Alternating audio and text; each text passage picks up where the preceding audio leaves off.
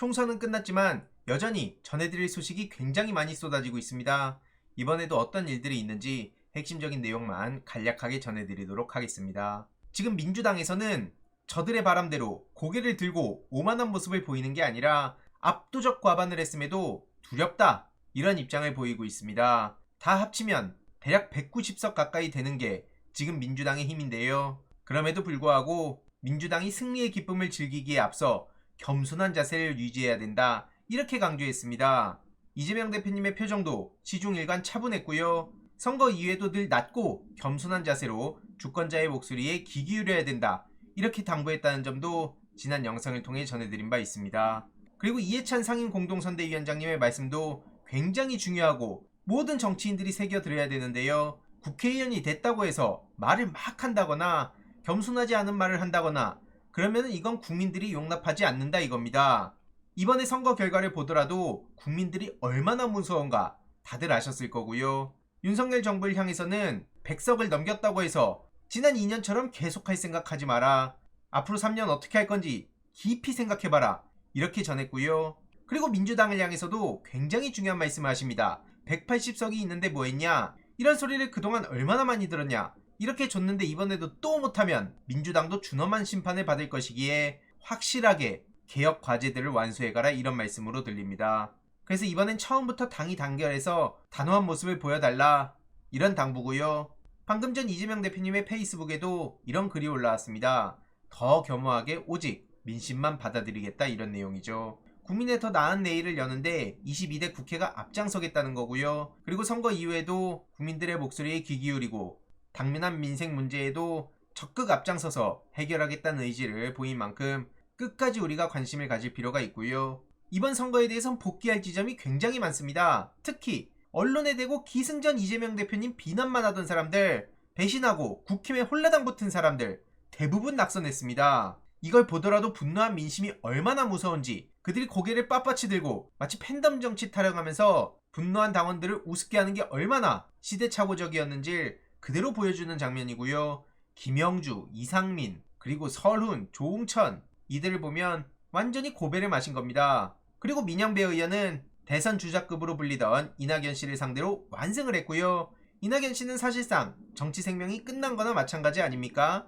참패를 한 거고요. 그리고 민주당에서는 여기서 끝나지 않습니다. 총선 투명성 검증단을 구성해서 여기에 단장에 이번 총선 상황실장으로 큰 역할을 한 김민석 의원을 앉혔고요. 지역구의 결과를 검증하는 총선 투명성 검증단, 여기서 선거 검증을 담당한다고 합니다. 특히 지금 많은 말들이 나오고 있는 게 바로 남영희 후보의 인천 동구 미추홀구 을 지역 아닙니까?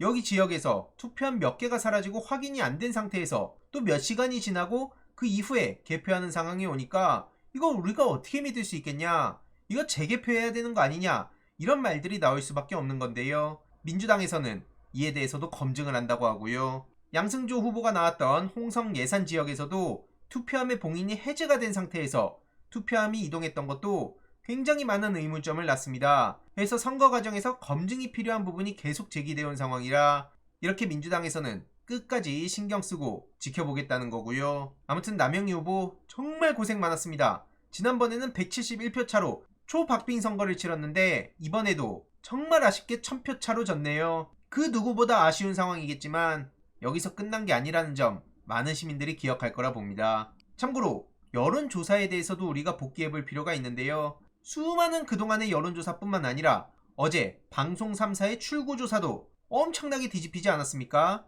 보시다시피 예측 1위로 나왔던 후보들 다 뒤집힌 상황인데요. 이걸 우리가 어떻게 받아들여야 됩니까? 그래서 이건 다음 선거 전까지 많은 시민들이 함께 관심을 가지고 특히 전문가들도 이에 대한 논의를 해야 된다고 봅니다. 계속 말씀드렸듯이 무슨 문어 타령하고 무슨 펠레이면서도 본인이 엄청난 전문가인 것처럼 공중파 여기저기 나오는 그런 사람들 뭐 어떻게 책임을 져야 되는 거 아닙니까? 그냥 본인이 아무 말이나 하면 실제로 그게 여론에 영향을 끼치고 그러면서도 어떠한 책임을 지지 않는 거, 이게 매우 심각한 문제 아닙니까? 중립적인 척, 합리적인 척, 논리적인 척, 이성적인 척, 이걸 하면서 자꾸 사람들한테 가랑 비웃졌듯이 본인 유리한 구도로 본인의 마음대로 그걸 끌고 가는데 이걸 언제까지 가만히 지켜만 봐야 되냐고요. 아무튼 그래서 이에 대해서도 본격적인 논의가 필요해 보이고요.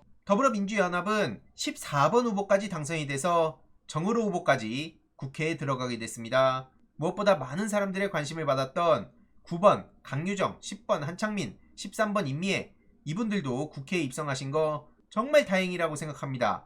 참고로 정의로 후보도 당 내에서 오랫동안 활동해오며 실력을 입증한 후보고요. 아무튼 전반적으로 지금 상황을 보면 국민의힘은 참패, 이 모든 건 윤석열 리스크로 연결됩니다. 더 이상의 설명이 필요가 없을 정도로 윤석열 정부가 개판을 치지 않았습니까? 무슨 이종섭 씨가 도주대사 논란을 키우고 세수 펑크 결산을 미룬 기재부도 논란을 키웠는데요. 4월 10일까지 분명히 제출한다더니 막상 어제가 선거일이라는 이유로 보고서를 오늘 공개하기로 해서 이거 선거를 의식했다.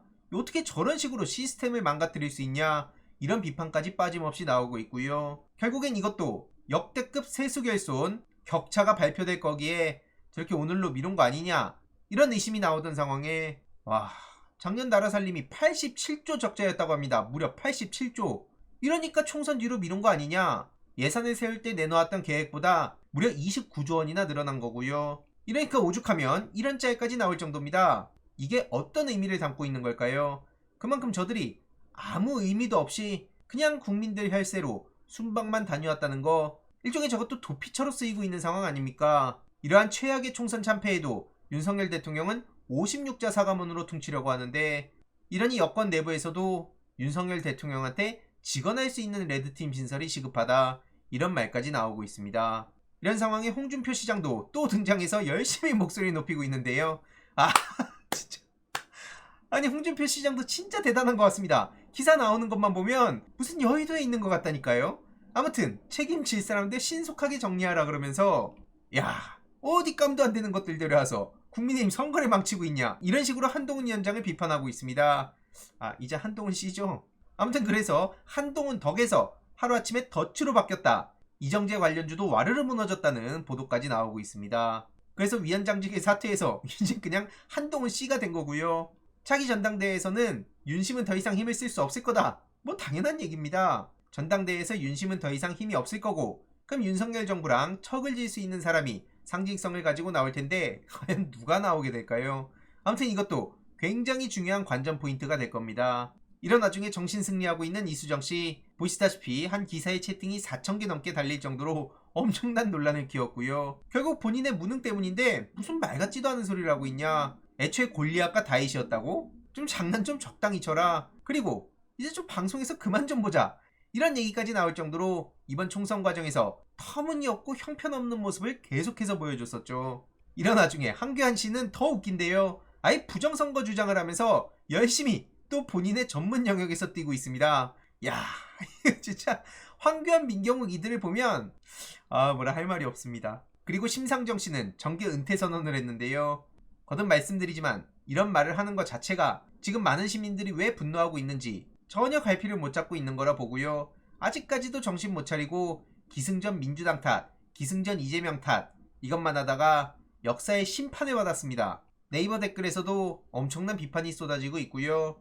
은퇴가 아니라 퇴출이나 마찬가지다, 여기에도 많은 공감이 이어지고 있습니다. 아무튼 그래서 이번 내용을 요약해보자면 총선 복귀 과정에서 정말 많은 생각들을 해볼 수 있을 것 같습니다. 그리고 무엇보다 민주당 욕만 하는 진보주의자들, 기존의 방식대로 가면 오히려 많은 사람들의 공감을 얻기보다 고립된다는 걸 잊어서 안 된다고 보고요. 특히 윤석열 정부와 대통령실 그리고 vs 여당 간의 관계가 어떤 식으로 구성되는지도 계속 눈여겨볼 포인트라고 봅니다. 추가적인 소식 계속 전해드리도록 하겠습니다. 이번 내용도 유익했다면 구독, 좋아요, 알림 설정, 멤버십 가입 정말 큰 힘이 된다는 점 말씀드리고 싶습니다. 주위에 널리 공유 부탁드립니다.